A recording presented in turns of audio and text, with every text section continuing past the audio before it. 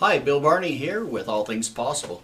Thanks for joining us for another episode on our TV channel. Today, we are going to be talking about a really cool subject. Going from head to heart, living in the heart, or living from the heart. And you've heard people say, get out of your head, or you're stuck in your head, or you have analysis paralysis, or come from the heart, listen to your heart. How do we do that? I mean, it all sounds good. It sounds good. You know, what does my head want? What does my heart want? But how do we truly live from the heart? Because when we do this, we live a much happier and fulfilled life. Whenever you're feeling emotions of jealousy, hate, anger, sadness, a sense of worthlessness, these are all feelings that we analyze it and they generate from the head. When we're actually living from the heart and living from spirit, these feelings don't live there, and we operate at a higher frequency, and we don't live in those lower emotions and these things that make life hard for us. And so that's what I want to talk to you about today, is what it is to live from the heart. Now, if you go back to some of the phrases in the Bible, it talks about the heart an awful lot there. In fact, the word heart is mentioned 830 times in the Bible, and yet in only a few of those instances is the word referring to this actual blood pump. You could actually substitute the word mind or subconscious mind for the word heart, and it would maybe even make more sense to you. For example, the scripture, as a man thinketh in his heart, so is he. Okay, there's something about that, and I don't believe it was just symbolism or something like that. I really believe there's an intelligence in our heart, that this is the seat of our soul, our spirit comes from here. And when we operate from the heart, that's the way we were intended. This type of beings, that's the way we are intended, is to operate from the heart. In fact, there's a great intelligence in the heart, and you know, everybody thinks, oh, it's all about the brain and the mind, the subconscious mind, all that. This is where everything that we are comes from. But yet you've heard the stories of people who have received organ transplants, specifically heart transplants, who when they get done with these transplants, almost find themselves maybe with new personality traits, or a desire or a like in food. They like something different. That seems to be something new for them, and when they can trace that back to the donor, they will find out that those were attributes and traits of the donor, that intelligence comes with that heart that comes through. And so, yeah, when we can operate from the heart, we're doing so much better. You know, through the 80s and 90s, there was a lot of movies that come out, science fiction movies, with a common theme of computers or computerized machines taking over the world. Some of the great ones you may remember were Terminator, the whole series of Terminator, Tron, War Games, The Matrix, iRobot, Space Odyssey. There were so many of these movies, and they were great movies, and it was fun science fiction to pretend. But I believe there was a real fear at the time, because that was just when we started to have these computers accessible to each of us in our homes, and they could do such amazing things. There was a lot of worry that our computer's going to start thinking for themselves and take over the world, and hence this whole genre of science fiction movies was spawned, and we had all these great movies from it. Well, we know that's science fiction, that's pretend, and that's for fun. I don't believe computers are going to get to that point. But in a very real sense and on a personal level, I think that's a battle that all of us are struggling with. And it's one of the things to overcome here in this life, is the fact that our brains have taken over our hearts. And our brains are the computers, and our hearts are the spirits. So just like the computers would take over and run things for man on earth, who we really are, our spirit, who we really reside, this analytical thought processing brain takes over and starts running that. So how do you tell if your brain has taken over? Well, when you're stuck in the lower emotions. Any of these lower emotions, the things that you don't want to feel, and you're feeling that, anytime you're doing something you don't want to do, your brain is running the show. That's not your spirit. That's a good indication of that. Your brain is actually the world's finest supercomputer. Your subconscious mind can process 20 billion bits of information per second. 20 billion. That's a lot of information. It's the world's finest supercomputer. And I want to compare that to our mind. Now, on a computer, we have a couple of different types of memory. The first one is the RAM. It's called random access memory. You may have heard how many gigs of RAM or whatever you have, but that's a temporary memory. It holds temporary information as you're working on your computer. When you need to pull back information, it digs into the hard drive and pulls up that information. I believe that's what our conscious mind, many times, it'll pull the memories up out of the subconscious. But it's loosely, we can compare it to RAM on your computer. The subconscious mind, if we compare that to the hard drive, that's where on your hard drive on your computer, that's where all of our programming and our memories reside, just like on the computer. That's where your files and your programming resides. One common misconception, I want to clear that up right now, about your subconscious mind. Nobody lives there. Nobody's home. If somebody ever looked at you and said nobody's home, and they were referring to your subconscious mind, they were absolutely right. Your subconscious mind is just a tape player. It's just a recording of programming. That's all there is in there, is that tape player.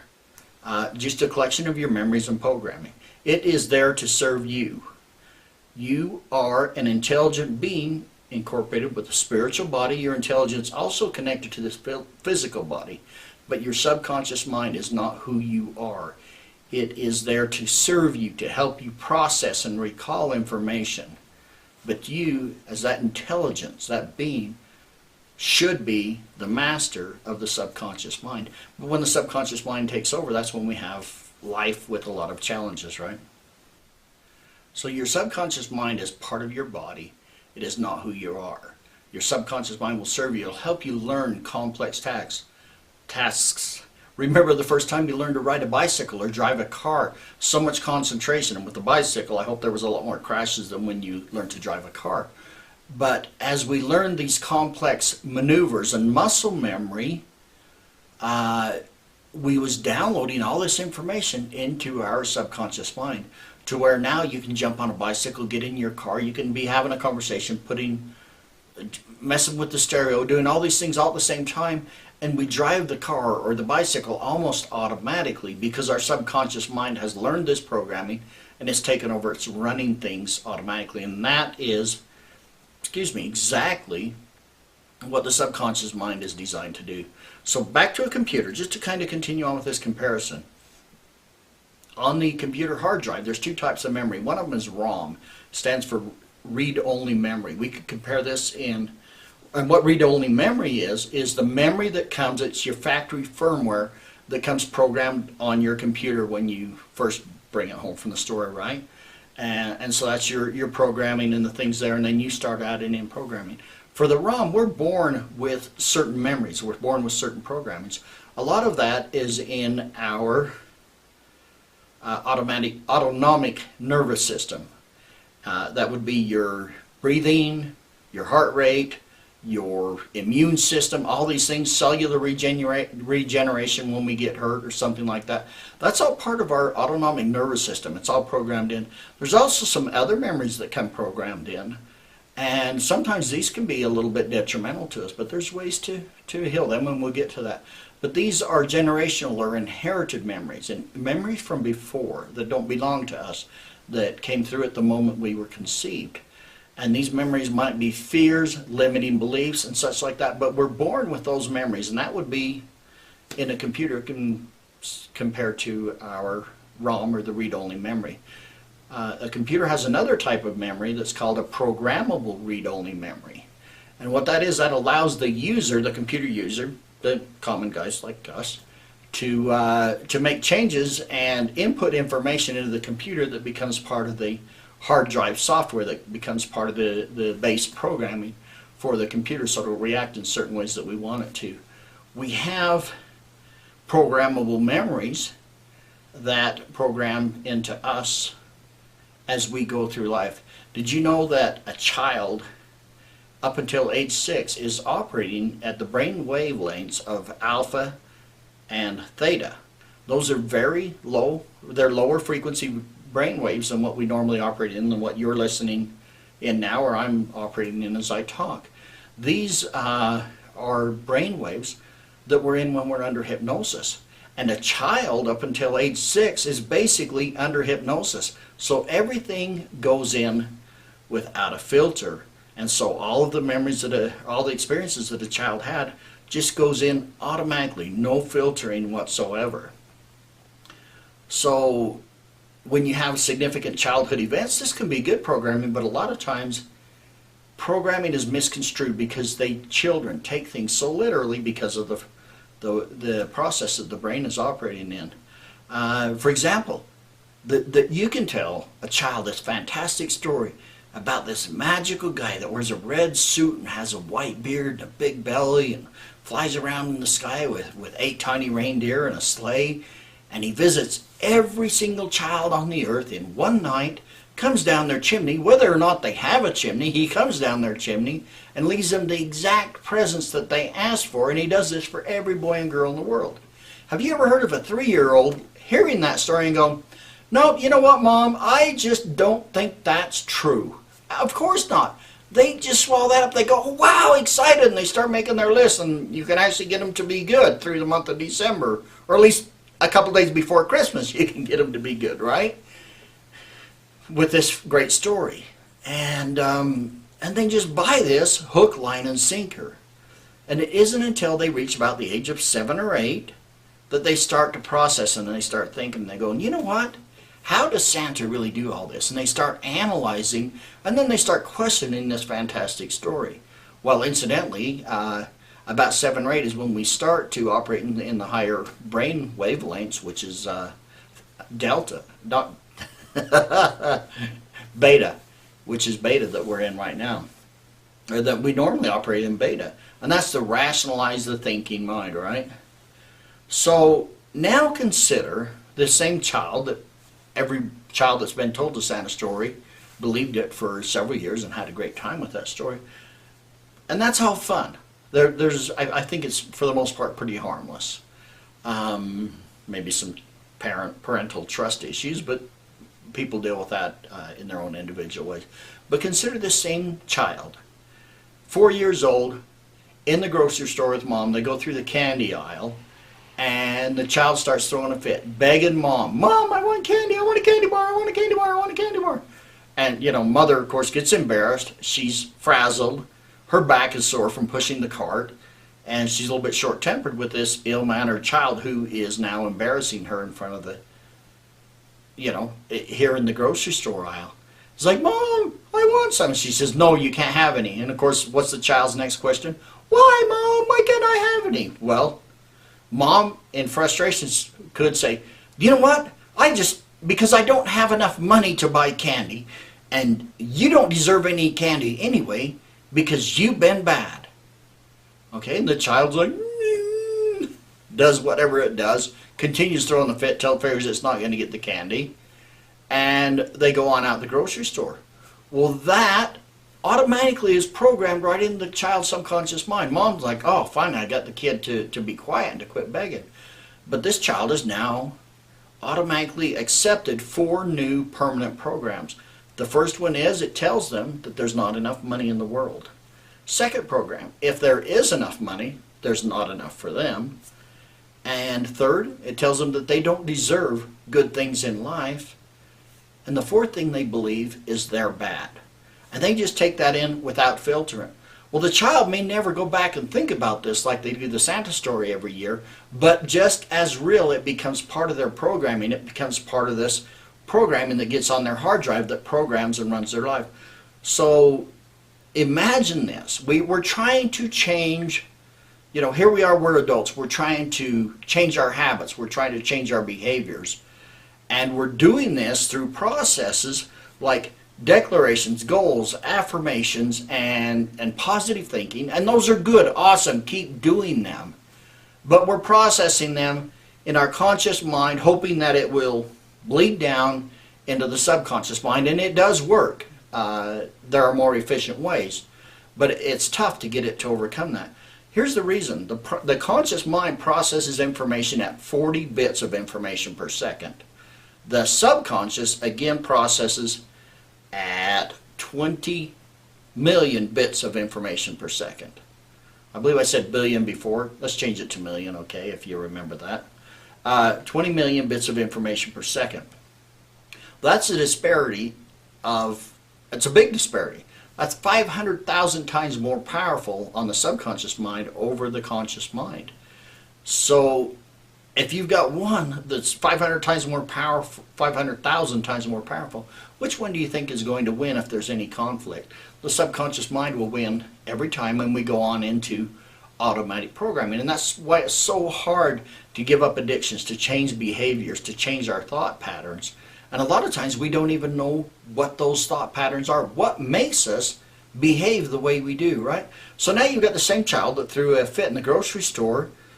Later in life, he becomes a man, and he's got serious money issues. He's passed over time and again for promotions. He never gets recognition. He has low self-esteem, all because of this programming that's part of that. He won't even associate the one with the other. All he knows is that life isn't fair and there's not enough money.